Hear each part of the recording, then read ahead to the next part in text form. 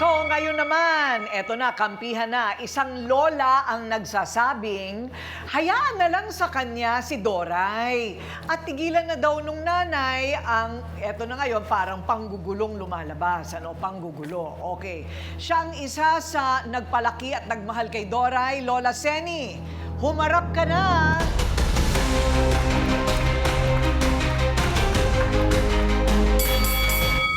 Ano ba yung mga panahon na yun, Lola Seni, na kayo ay nakumbinsi na kunin si Doray nung maliit na maliit pa? Binigay niya ako sa akin.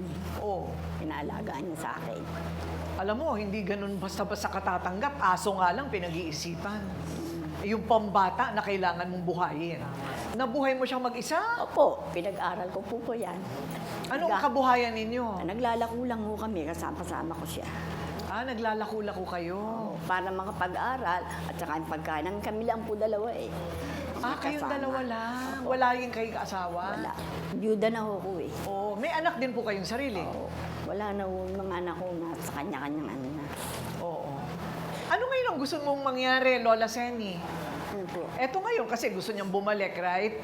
Gusto niyang malapit daw sa kanya ang kanyang mga apo. So ang gusto niya, magsama-sama na daw sila ulit. Sasabay, ano ka ba? Gusto mo ba? Ayoko. Ayaw niya ho eh. Ayun na. Ako, Pakinggan naman po natin ang kumare ng inirereklamo. Ang kakampi ni Lily. Ang pangalan niya, si Susan. Susan, humarap ka na.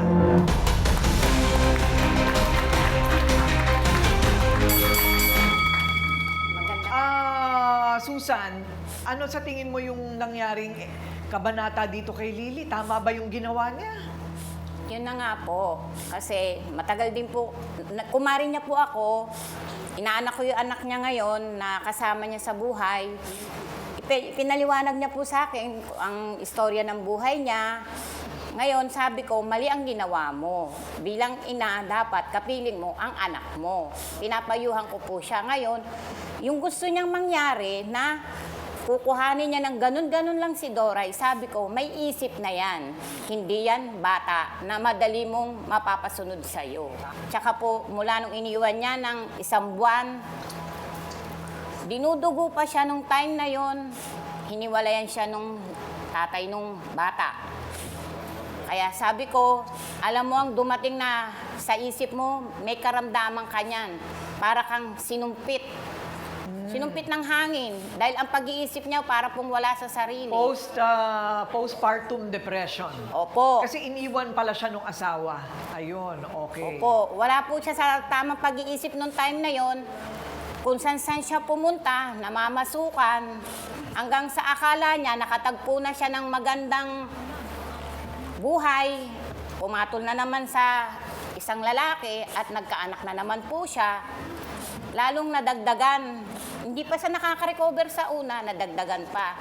Kaya sabi ko sa kanya, hindi solusyon na agad-agad na kukuhanin mo si Doray ng ganun-ganun sa lola niya para magkasama kayo.